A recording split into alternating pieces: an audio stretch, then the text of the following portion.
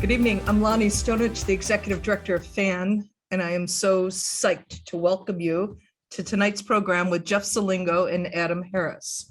Thanks for attending.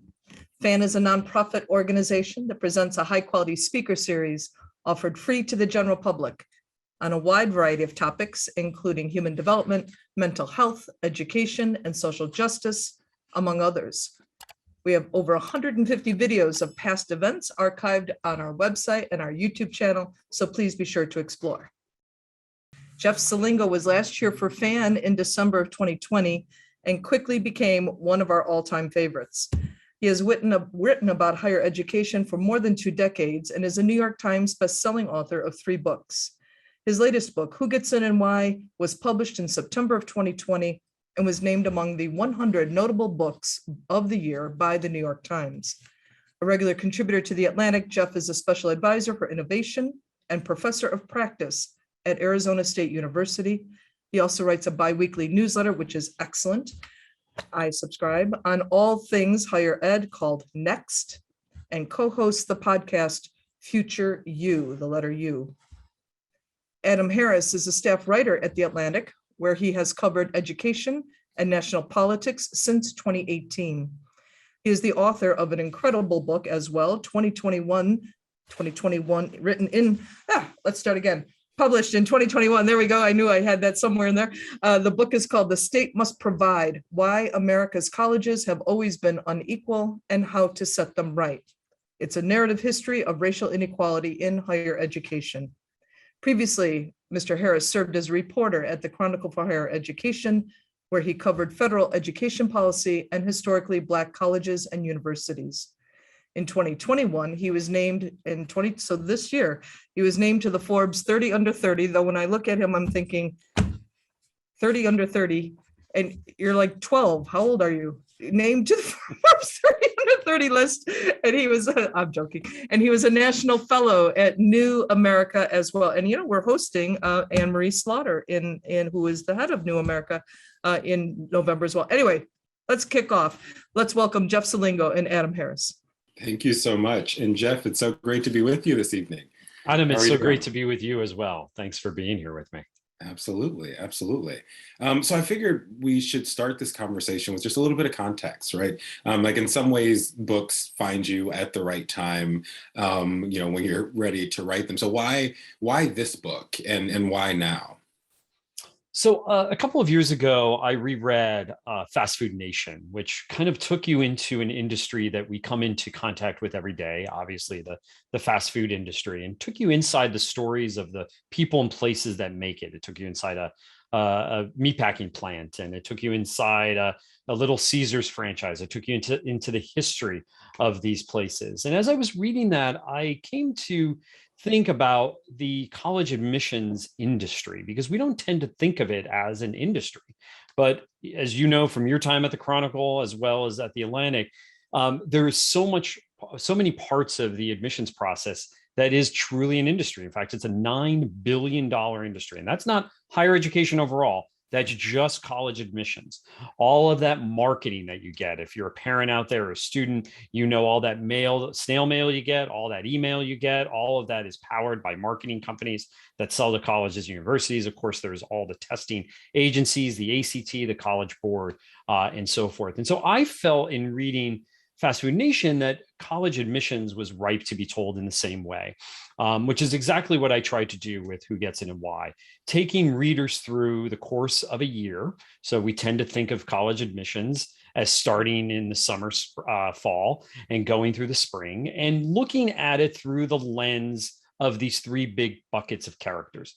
The first bucket being colleges and universities, and I was embedded, which we'll be talking about tonight, embedded in 3 colleges and universities. The second bucket are students themselves. I followed a group of seniors in 2018 and 2019, followed more than about 30 of them, really profiled 3 of them in the book through their process, and they were applying to all different kinds of colleges and universities. And then the third group are the people that parents and students never see, but I call the influencers, who are pulling levers in the background to decide in some cases whether you get in, And these are companies that work with colleges around financial aid leveraging, which is almost the way you think about how airlines sell seats on airplanes. These companies help colleges sell seats at institutions in much the same way. And so there's all these levers being pulled in the background, from the testing agencies to these companies to the rankings, that I wanted to kind of expose to people to understand what they were getting into. Again, this is an industry that you may only come to once or twice or a couple of times in your life. And I felt that people deserved to know as much as we've gotten to know about it in covering higher education over the last couple of years. Yeah, absolutely. And so just thinking about, you knew a lot about kind of admissions going into this, but what were some of the things that you learned, right? You get a chance to sit in on admissions conversations where they're actually looking at students' profiles and looking at their grades and their SATs and their weighted scores. Like, so what were some of the things that stood out to you in the process of reporting this book? Well, the first thing is that college admissions is really not about the applicant. It is about the college and its priorities. Every college out there has priorities, and admissions is really the front door to those priorities. Those priorities could be they want students from all 50 states. They may want more students from the Dakotas or the Southeast or the Northwest. They may want more full pay students. A lot of colleges want more full pay students these days. They may want more students in the humanities because a lot of students now are studying in the STEM fields, the science, technology, engineering, math, and business also. They may want more men. Because more women are now going to college. They may want more low-income students, more first-generation students, more students of color. So they're looking at all of these aspects as they're thinking about their priorities. Their priorities, by the way, might also be very narrow, as I saw in the book. Athletics is a big one around priorities. Every college, whether they're Division I or Division III, because by the way, we tend to think of college athletics only on Division I sports, right? And basketball and football mainly. But every college has, a lot of colleges have 20, 25 sports. They have to fill all those teams. And so a big priority is getting students in the door to fill those teams. And the other priorities may be around legacies, right? So parents and grandparents who went to that institution. So if you think, if we were on in an auditorium tonight, or you think of the Zoom boxes around your screen tonight, that's how many seats are in the freshman class. And all of these priorities are pressing down on admissions officers as they're going through the application file. So that's the first thing that surprised me, and I learned. The second thing is the breadth and depth of these applicant pools, particularly at these more selective colleges. As I looked through the history of American higher education as in a piece of this book, we used to think of higher education in the US used to really be a regional, local business, but it has become much more nationalized and internationalized over the last 30 or 40 years because of advancements in technology, largely telecommunications. So now going to school in California from Chicago is not as big of a deal as it might have been even as late as the 1980s, right? When my sister went to college and she had to call on the payphone in the dorm hallway after 10 o'clock at night, because that's when it was cheaper to make long distance calls, right? So those things have really changed over the last 30 or 40 years. And as a result, now you have these kids, these top ranked kids from Chicago and Boston and Raleigh and Atlanta, and you name the city, all jumping into the same set of schools, the application pools at these same set of schools all across the country. And so that's one thing that I think really surprised me is just the breadth and depth of these pools.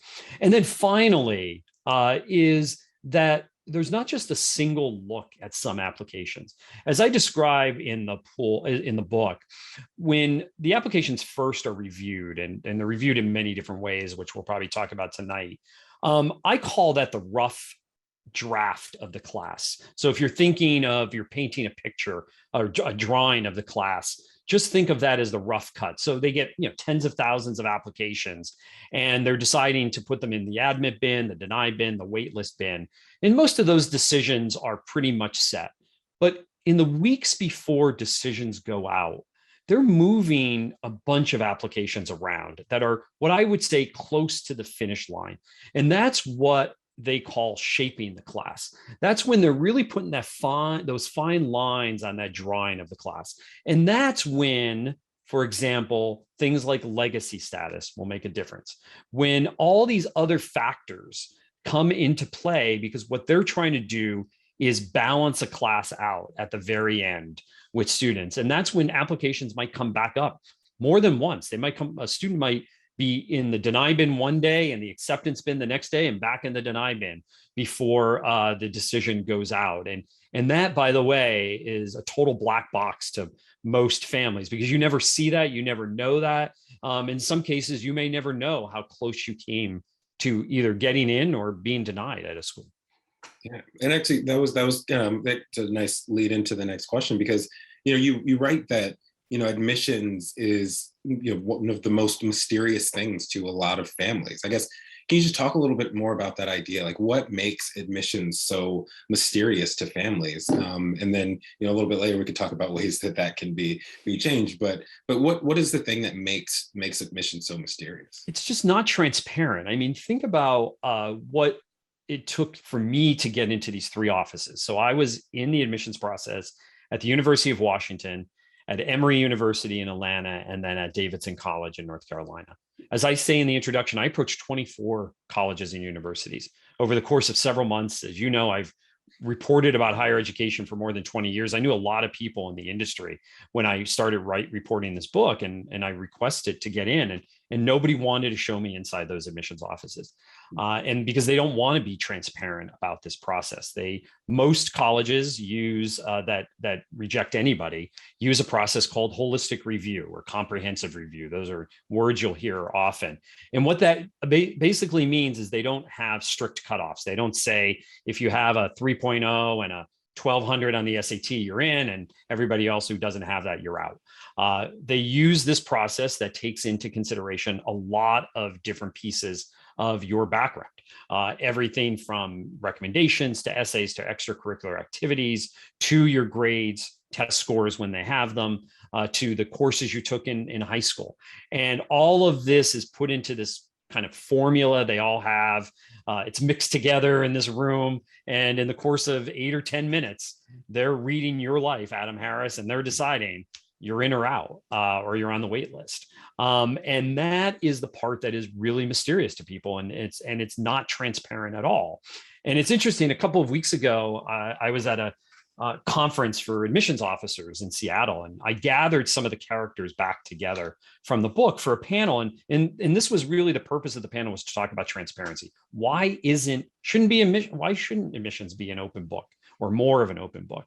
And it was interesting that to a member on that panel, they all said they can't be more transparent. They kind of put it back on the students and parents, because every time they try to be transparent, every time they try to talk more about the admissions process, somebody will come back and say, but Jeff Selingo got in and he didn't have X, Y, and Z, right? So they're afraid that the more transparent they are, the more criticism that they open themselves up to be. So it's just much easier not to say anything, which is not great, by the way, for the applicants out there.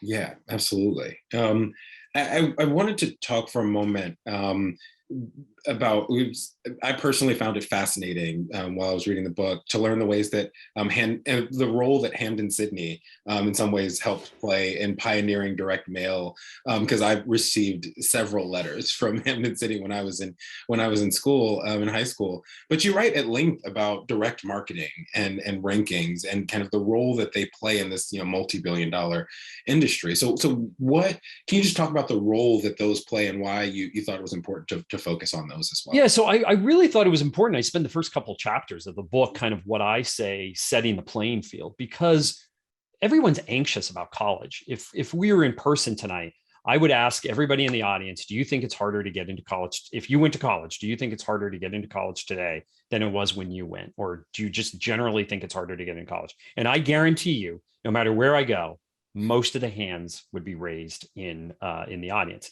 And as both you and I know, the average acceptance rate of an American college and university is 65%, which means most colleges accept most students.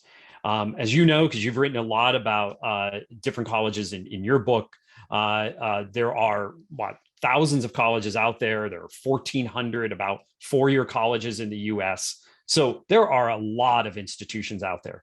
But when we tend to talk about colleges, and I guess I'll blame us in the media a little bit for this, right? We tend to talk about a selection of institutions, and they tend to be more selective institutions. Well, how do institutions become more selective? And that's what I really focused on in those first two chapters. The reason why you're getting all that mail from all of these colleges is that they want to increase the number of applications that they're getting. But what they're not doing, or most colleges are not doing, is they're not increasing the size of their freshman class. So what they're trying to do is the more applications they get, and they're keeping their freshman class the same, they're able to look more selective because they get to reject more students. And all of that plays into the rankings. I spend a lot of time in the book about Northeastern University, which in the late 1990s went on a very precise strategic plan, a very deliberate strategic plan to rise in the rankings. Its president wanted in 10 years to be in the top 100. They were about 150 at the time in the US News and World Report national rankings. By the time he left 10 years later, they're in the top 100 today, and they're in the top 50. How did they do that? They took the rankings, they reverse engineered them, and they basically said, what do we need to do to rise in these rankings? And one of the things was to just get more applications in, because the more applications you got, the more selective you could look, because you were denying so many more students. And that's why I felt that it was really important, because all this does, I think, is raise our collective anxiety about college. It doesn't really help us make better choices. And I think it's why students think they have to apply to 10 or 12 colleges, because they don't know who's going to accept them. And colleges keep sending more mail, encouraging more applications. I mean, I'm just going to end this section with one fact that I find fascinating, Adam. And I think it was in 2000 or 2001, there were 4 million college applications filed, 4 million. And I think that year there might have been just under 2 million high school graduates. So maybe 2 applications per student or something like that. In the most recent year, there were 11 million college applications filed, and there weren't that many more high school graduates, right? Still a couple of million, right? So we just had this huge increase in college applications for really no reason. Because again, going back to that 65%, there are so many colleges out there that accept most students. So why wouldn't you pick those colleges instead? Which, by the way, and you visited many of them for your book, right? They give a pretty good education. If I might argue, even a better education. Yeah, it's like the robust services that they can provide around, and kind of, helping the students grow, and that independent nurturing that you end up getting at some of these institutions. It's really special.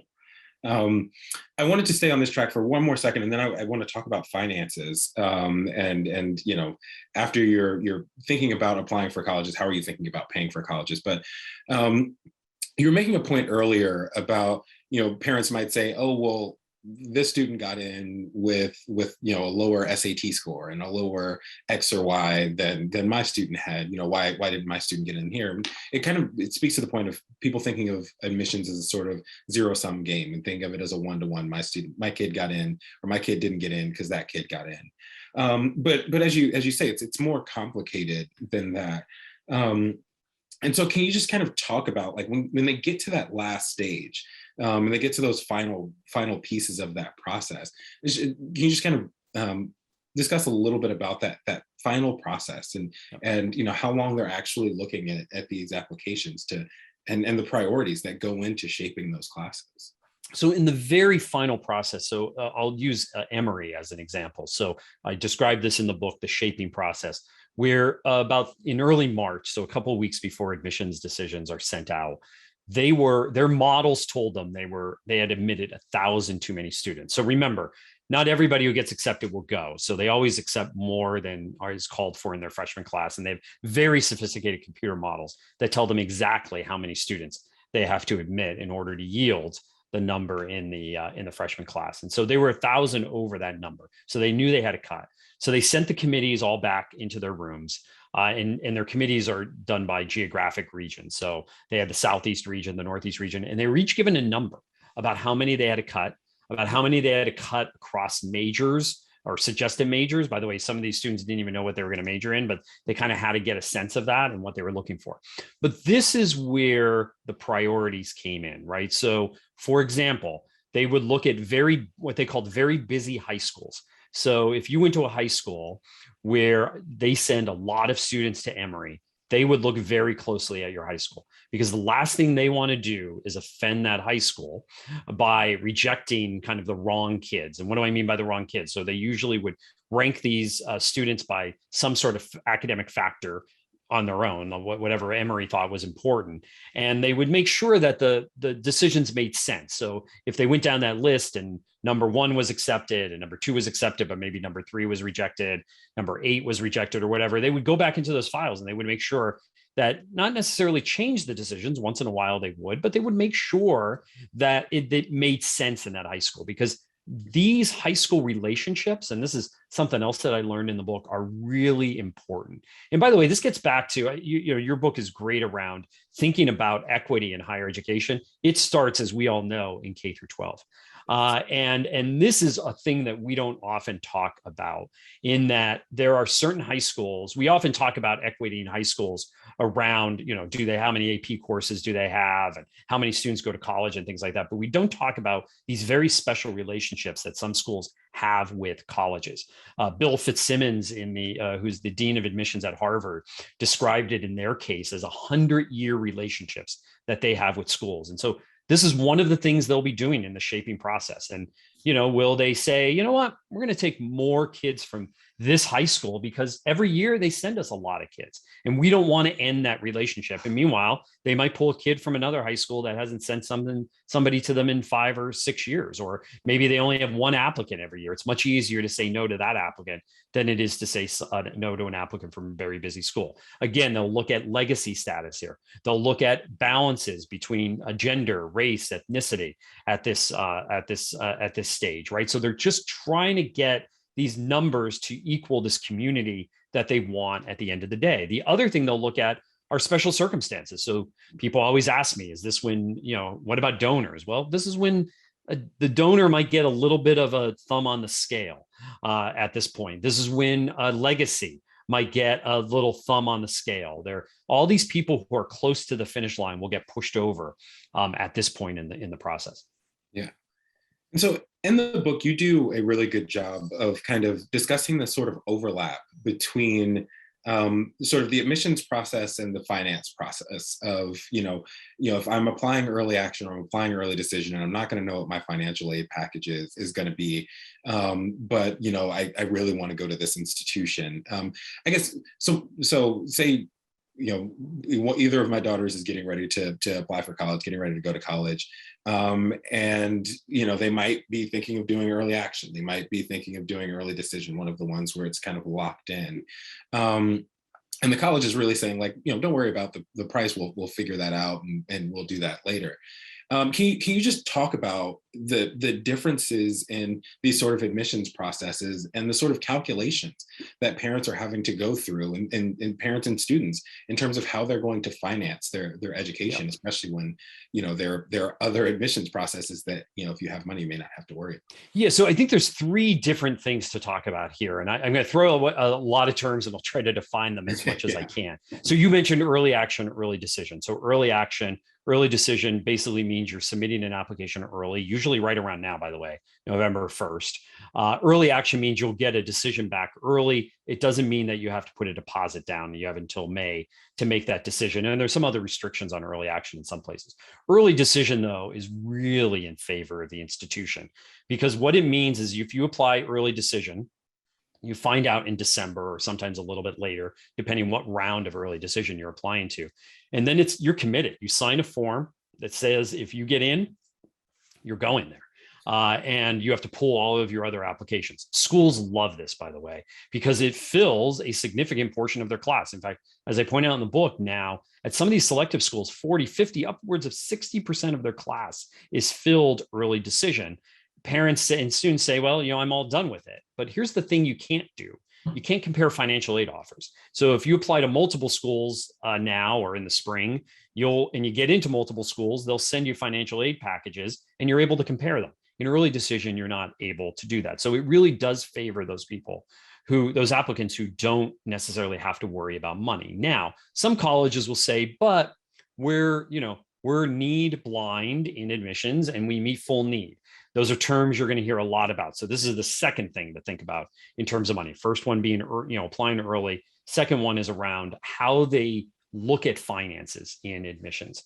So all these institutions will say we're need blind. A lot of institutions will say we're need blind admissions, which means they don't look at your family finances in admissions. But very few institutions are what are called meet full need institutions, which means they don't look at your money in admissions, but then they send you a financial aid package that meets your full demonstrated need as calculated by the federal or some financial aid calculation. So that's great. You're going to get most of the money that you probably need. But there are many institutions that are need blind in admissions, but then they send you a financial aid package that's not even close to what you need to pay for college. It's the gap, they call it. It's here's what it really costs and here's how much money they'll give you.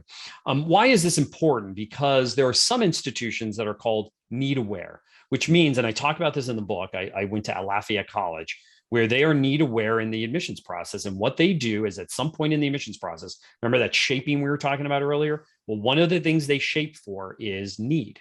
And if some students are just really needy and good, but just so needy they can't afford them, they will actually deny them in the admissions process because they think it's better to deny them than send them a financial aid package and accept them where they can't really afford to go to school there because they don't think it's fair to the student. And by the way, this is also in the institutional's interest because they don't want that student to come and then drop out because they can't afford school. So trust me, almost everything in admissions is always on the institutional side. And then the third piece of this to think about money, Adam, and this is really important right now, if you're a senior or even if you're a junior. In the book, I talk a lot about this concept I came up with called buyers and sellers. So in admissions, there's two groups of institutions. There are sellers, and they are a very small select group of institutions. Think about the top, the Ivies, the very top liberal arts colleges. There's only about 50 institutions that are called sellers in my mind. These are institutions that are overwhelmed with applications. They're incredibly popular. They are very generous with their financial aid, but very generous for need-based aid. They don't give out discounts. Those discount coupons you hear often in higher ed. They don't do that because they don't have to. They're sellers. They have a name brand to sell. Most institutions are buyers. And by the way, this has nothing to do with the educational quality of these institutions. This is to really think about buyers and sellers as from a financial aid perspective. And why this is important is because a lot of students some of the students I followed in the book, they only applied to sellers. They made their parents made a little too much money to qualify for need-based aid, and they didn't get any discounts. And they came into the office, their counselor's office the next day after they got accepted, and they said, but we didn't get much money or any at all. And what they didn't realize is they didn't apply to the set of buyer institutions, of which there, again, are hundreds of them, that will discount tuition, right? The average discount on freshman tuition now is 50%. And so this is really important to think about finances early on in the process, because if you apply to too many of those top schools and you may not qualify for full need-based aid at those schools, there's going to be some sort of gap there for you in terms of how to pay for those. Again, those schools are very generous with financial aid, but they're paying for a lot of students who, quite frankly, just can't pay anything towards college, and they really deserve that money at those colleges because other colleges, by the way, are shorting them. But that's where I think people need to be paying much more attention to finances earlier on in the process. Yeah. And I guess for the uninitiated, we've talked a lot about kind of merit-based aid, need-based aid. And so can you just kind of give us a quick glossary and kind of explain some of those terms, like, what the published price of the institution is versus the net price and merit aid and the need-based aid? Can you just kind of talk about how that works and how it might be different for today's parents from, when they went to college? Yeah. So for most up until really into the 80s, most colleges had a published price And then they had you fill out forms, whether those were the federal forms or other forms for financial aid, and they gave out money based on need. And if you needed the money, you got that money. And if you didn't, college was somewhat lot less expensive then, and people had better incomes in some cases. And so they were able to pay for college. Some people were able to pay for college. Other people got money to pay for college. But then starting in the 1980s, a couple of things happened. More students started to go to college, college prices skyrocketed, and family income started to lag a little bit. And it was really hard for some colleges to fill a class with just need-based aid. So what they started doing was what Macy's does to get you in the store. They give you a coupon. They start doing what airlines do to get you on the airplane. They started discounting airfares, or in this case, tuition. And so when you look at the published price of a college, at many places, very few people pay that because what they're offering you is a quote unquote merit-based scholarship. Now, that's mostly marketing. It's not that there's no merit behind it. They usually have some sort of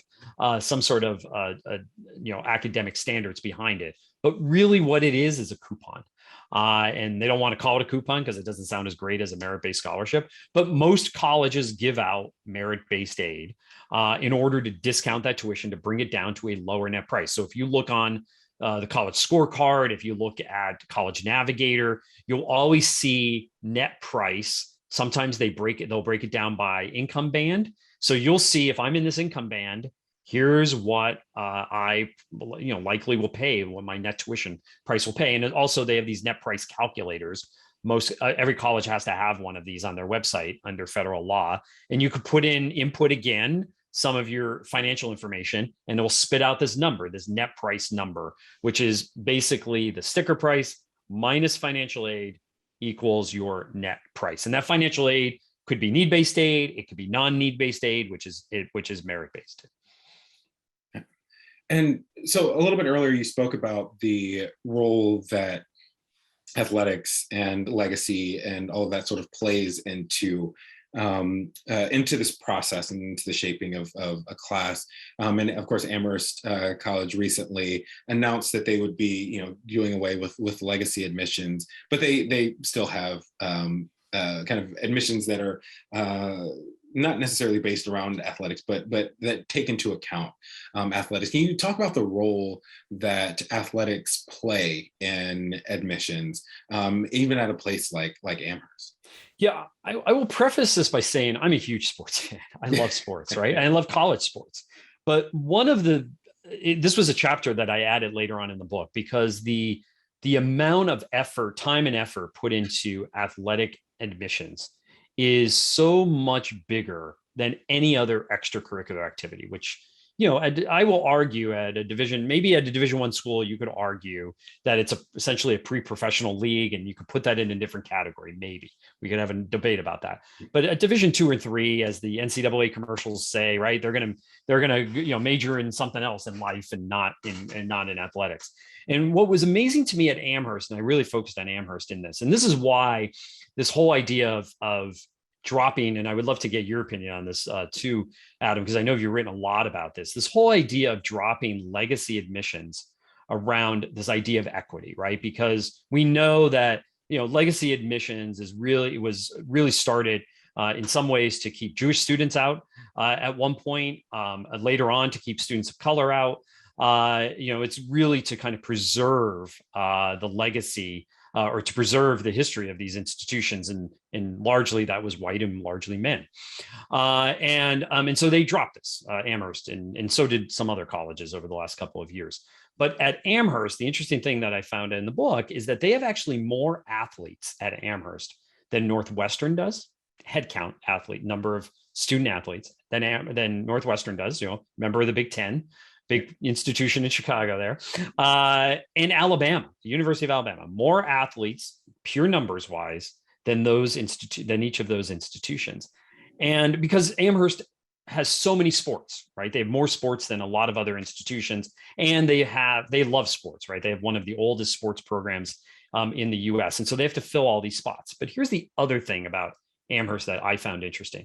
So they have slots, which many institutions do, which they save slots. They save spots in the freshman class for students. That's the whole varsity blue scandal. That's what Rick Singer took advantage of by figuring out where those spots were and getting students in the side door there. And at Amherst, most of the athletes, and this is from their own reporting, are white and wealthy. So 90% are come from the upper incomes and white largely. And so what ends up happening then is because they take up such a large proportion of the pool, of the admittance pool, they get all these other applicants who are not athletes.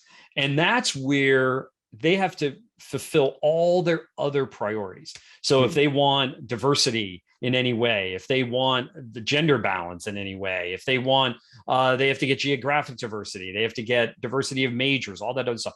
All of that has to happen in a much smaller proportion of the freshman class from a much larger pool of applicants. And that to me shows that institutions, while they may be willing to tackle their legacy students, they're not willing to tackle, which I think is a much bigger elephant in the room, and that is college athletics. And I don't know if you have any thoughts on that in terms of covering higher ed over these last couple of years, especially through this lens of increasing equity between institutions, particularly. Yeah, no, it's been interesting, especially when you consider that a lot of the challenges to admissions deal with, race in admissions. Yep. Or, you also you think about things like legacy in admissions, but it's like there are all of these other ways that the classes are shaped, whether that's, of course, we think about, college sports, that's football and basketball and volleyball and baseball and probably track and field, when in reality, it's also rowing and fencing and squash. And squash, exactly, right? These hosts of other sports where, are often money sports, sports that kind of end up stratifying things along racial lines, but as well class lines as well. So it's interesting that there's less attention paid to it, but also following the Harvard trial, there was an interesting dynamic there where they would put a lot of emphasis on the full category of ALDC, right? Athletes, legacy, donors, and students of professors or children of professors.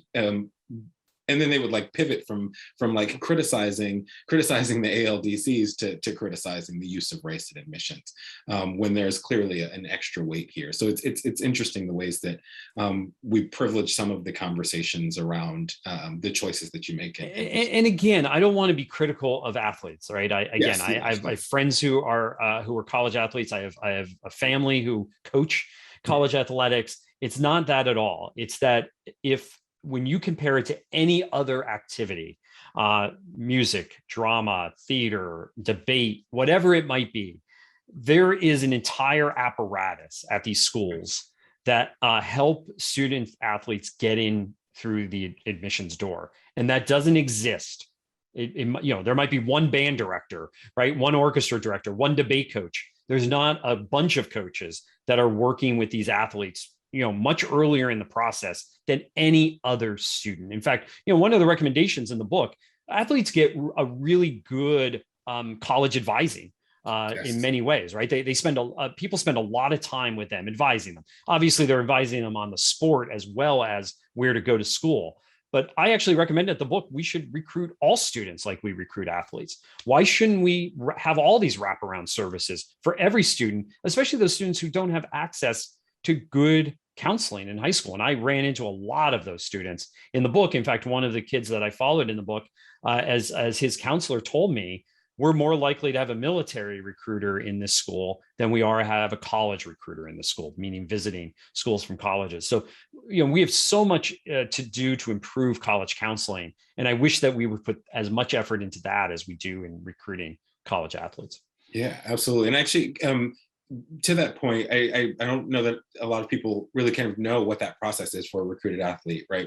So, and the counseling and the services that they get around it. I'm remembering when I was in high school and Cornell had reached out about playing basketball, and I started working with Coach Spiker at Cornell, and he was basically like, they gave me what it might look like for my financial aid package, and I was, it was kind of it was almost like hand holding on your way through the process. But can you just talk about some of those services and what some of those kind of robust services around recruiting other students might look like?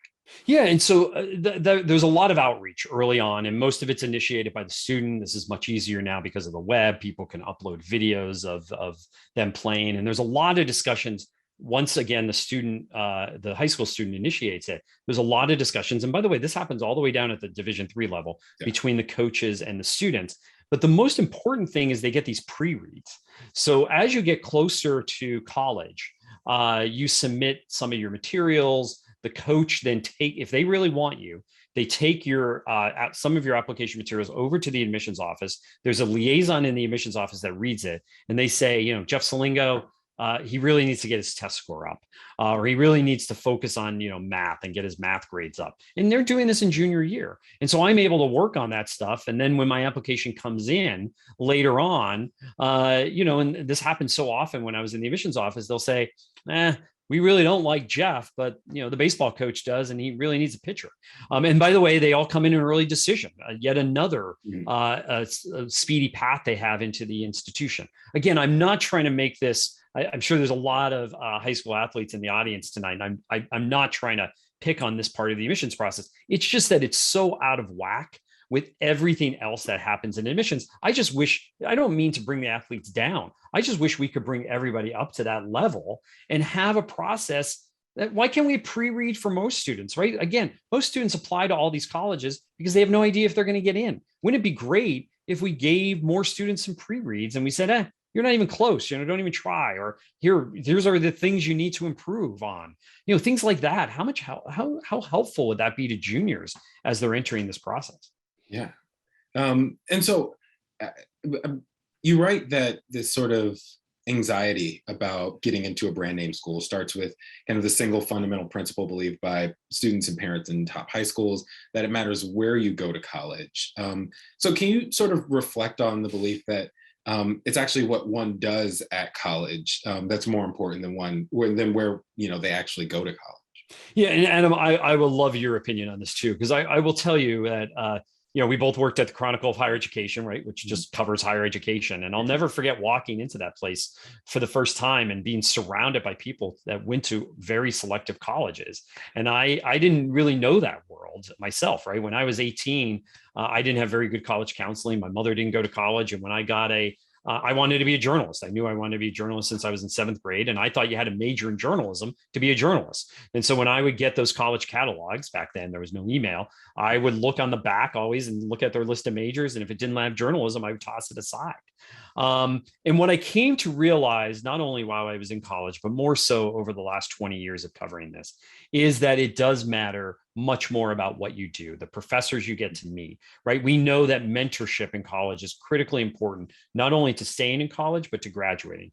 The mentors you meet as professors, coaches, advisors, other students, staff members, right? Getting to know those people, which, by the way, sometimes at the most selective colleges is really hard.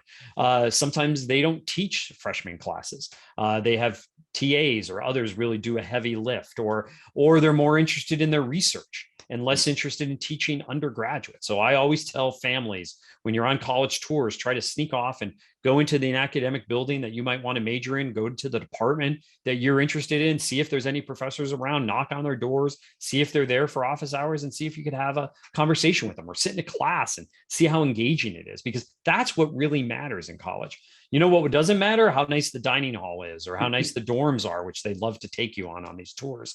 What was the career center like? They almost never take you to the career center. Is the career center going to hook you up with alumni early on so you could job shadow them, or learn what it means to really be in marketing or journalism or whatever major you want to be in? Because most students have really no idea what they want to do at 18. And they have no idea what most of these jobs do. So are the career centers going to help you with that?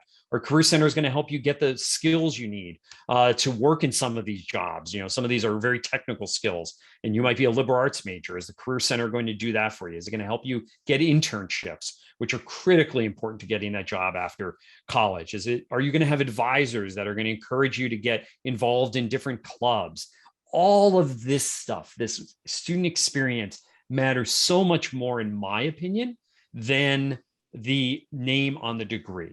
And it's not only my opinion. If you go to something called the College Scorecard, which is a US government website now in the education department, and this was put in place during the Obama administration, they now have outcome measures for students who qualified for federal financial aid. So you could look there by college, by major in some cases. They don't have every major. They have to have enough students in that major to show this data.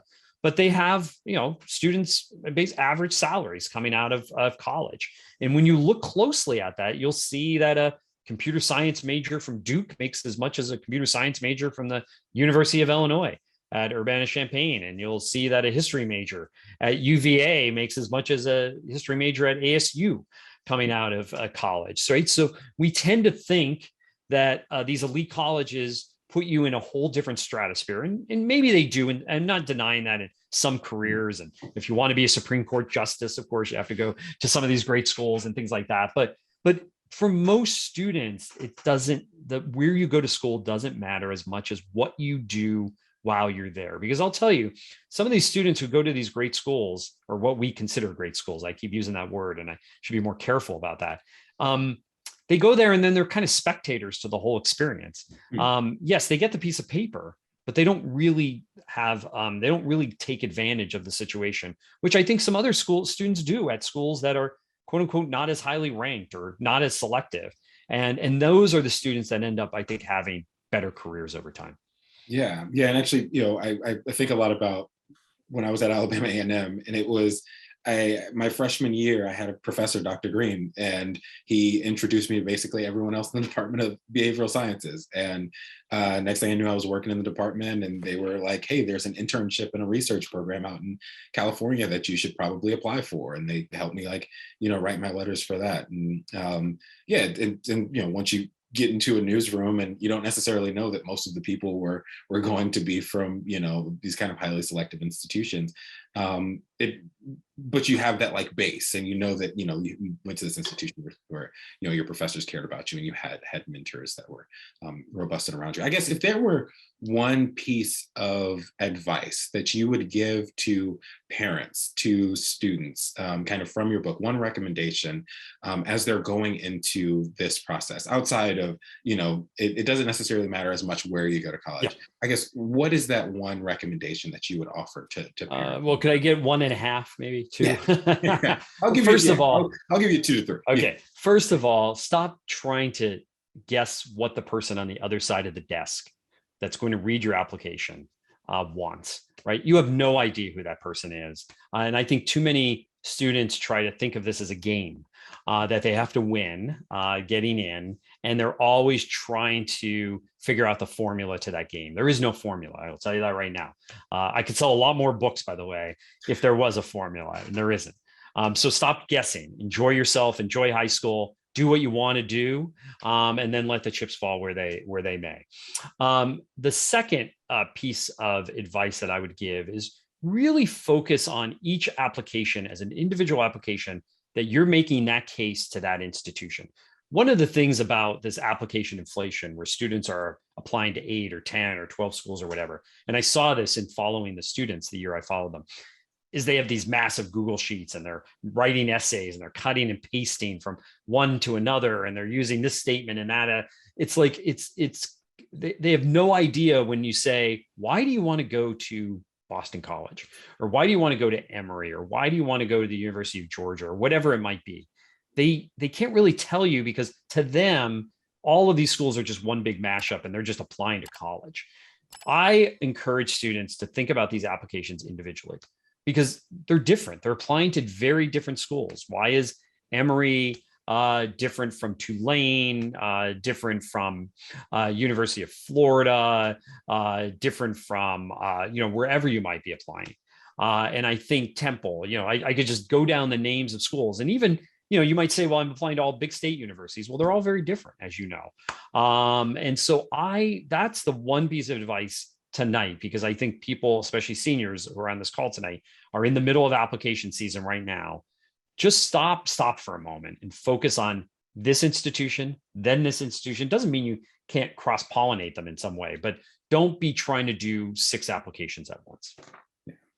And my last question, and this is kind of a COVID-related question. A lot of schools have gone test optional or aren't reviewing tests. So I guess how are they making colleges making those decisions about students without those test scores? Yeah, so this is probably, I will tell you that parents and students love the tests a lot more than college officials love them, or admissions officers. Admissions officers never really loved the test. The only reason they love the test is because it makes them look better when they say, our average test score is 1,500 or whatever it is. That they love the average more than anything. We love it as applicants because, again, going back to that transparency thing, it is the thing that you could compare across the board. Like a 1,200 in New York is the same as a 1,200 in Washington, is the same as a 1,200 in Los Angeles.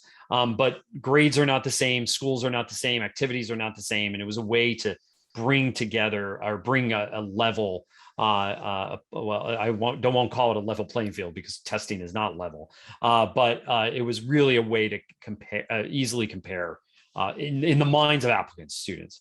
But I will tell you that even the year that I was in the admissions process, so 2018, 2019, before COVID, all the 3 schools that I was in had used testing. They're all test optional now.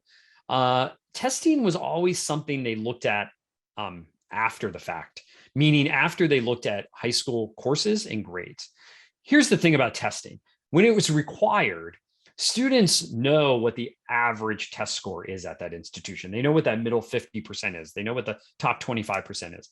And one of the things that test optional has done is take away that big red sign that said to most students, don't apply here if you don't have X as an SAT score. So what happened was you had very homogeneous applicant pools. As a result, you had everybody that had a 1,200 or 1,300 or 1,400, because students who had anything below that often didn't apply.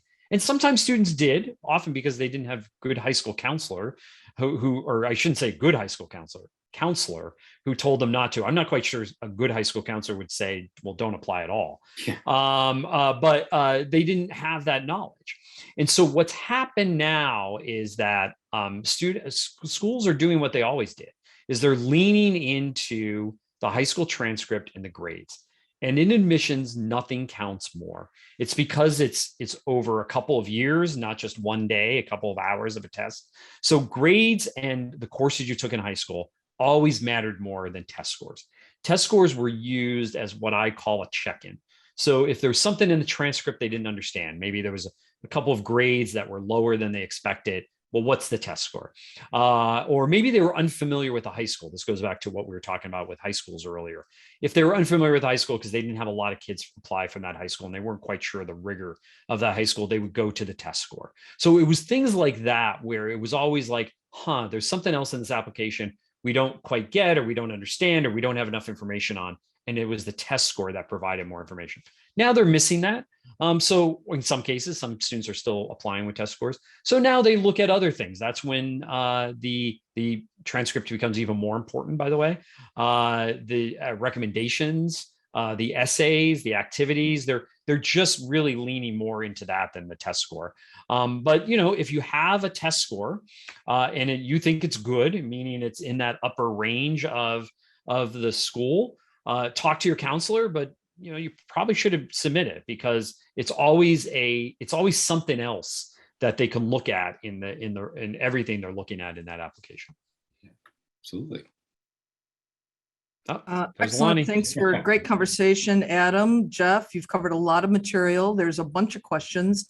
Some of them are sort of answered during the conversation, but I'll hop into a couple of them. We have about 5 minutes for questions before we finish. I'll be fast. A quick reminder to everyone that we are going to continue this conversation in after hours with both Adam and Jeff. I have some questions for Adam. I'd love to learn more about your work and some of your perspectives on some of these.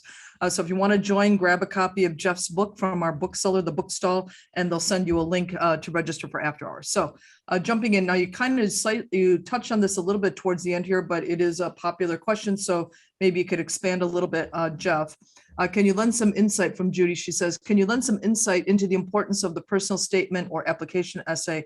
How much influence does the writing have on the admissions decisions? So first of all, nothing in admission. There's not one thing that gets somebody in. It's usually a bunch of different things. But the personal statement is they're mind-numbingly similar. I hate to say that. I think too many students, again, going back to what I was telling Adam about advice, I think they're always trying to figure out what the person on the other side of the desk wants to read. They're reading all these books about popular essay topics, and they take that on. And so every essay is about, going to Costa Rica for the summer and saving a village type of thing, right? Like that's not, the best statements are very authentic, good writing, obviously, but they're not trying to cram everything in to the life of a teenager in 700 words. Melissa is noting, as someone who works in a career center at a local university, thanks for suggesting students and families check out career centers. Families should ask what the ratio of career advisors are to students and if the school requires experiential learning, for example, internship, study abroad. I would look strongly at colleges that require or strongly encourage experiential learning so students can see the connection between what they are studying and what students want to do in the future. Some college career centers are amazing and some are not so great. Spend time visiting while you're on the tour. Can you glean that from the typical college tour? Like, are there things in particular people should look for to divine that, or maybe through websites if not on the tour? Well, I mean, every college advertises what they call their first destination survey, which is where their graduates ended up from last year. Take those with a grain of salt, by the way, because usually they have a very low response rate. And usually the people who respond are employed.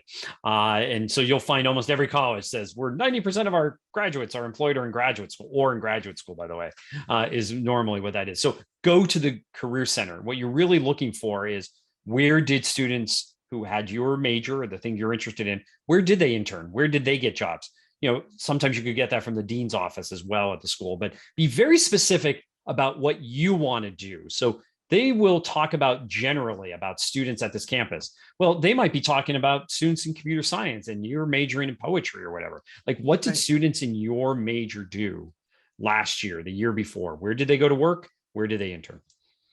A quick question from Tom. What percentage of financial assistance is grants and what percentage are loans? Is there an answer overall? That's not something I know off the top of my head. More loans than grants, by the way. Most education, unfortunately, now is financed by loans, both parent loans and student loans, and not by grants. Maria is asking, will filling out the FAFSA negatively affect my ability to get into college? Would it be better to not fill it out if I don't absolutely need it? No, unless they are need aware. That's the only thing you want to be careful of. They will advertise if they're a need aware school. And if you have high need, very high need, that might negatively impact you at those schools, but there's only a handful of schools that are need aware. But check that out.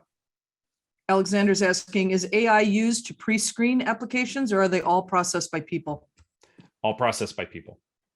And I'm sorry. AI, obviously, I mean artificial intelligence. I should say, yes. Obviously, they're screened and put into a form and things like that, but they're actually read. Okay, good. Teacher recs, how much do they weigh? A decent amount, by the way. They're looking for things that are not in other parts of the application. This goes back to what I was telling Adam about one application at a time. What's the case you want to make? Hopefully your teacher recommendation will amplify something else that's in your application or say something new that they're not going to find out elsewhere in the application. All right, and we're going to close out with Karen's question. She says, and then we're going to close out this. For those attending after hours, there's going to be a 5-minute break in between these two Zooms. We're going to let these gentlemen have a few minutes, and then we'll be letting everyone into the other Zoom.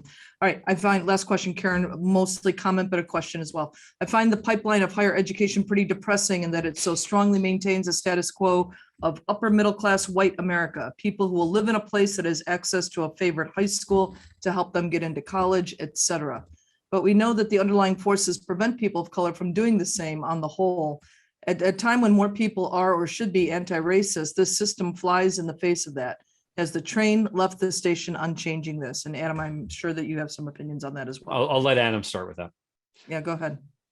It's been interesting over the last couple of months and years, the ways that people are starting to identify some of the critical failures with the ways that admissions has historically worked, the ways that institutions have built upon legacies that were fundamentally unequal. And so I don't know that the train sort of left the station on changing it, especially now that we are, sort of having these conversations out in the open about the role that slavery and segregation and Jim Crow have played in creating and maintaining unequal systems of education, and nationally, the conversation is not just staying in in kind of academic discourse and journalistic discourse, but it's also now being reflected in public policy. So it's an interesting moment to be asking those questions and to be thinking about. And online, the only thing I want to add is that I don't want to let higher education off the hook, but so much of admissions is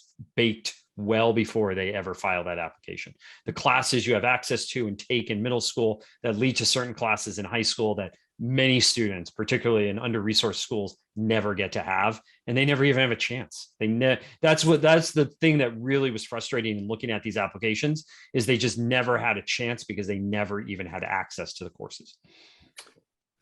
Well, thank you, everybody. I'm sorry, we went a couple minutes over. Great conversation, Jeff and Adam. Lots more questions I know are going to be coming at you in just a few minutes. So thanks, everybody, for tuning in. I want to see you at Dawn Turner and Heidi Stevens on Thursday. That's going to be a great night. Beautiful book.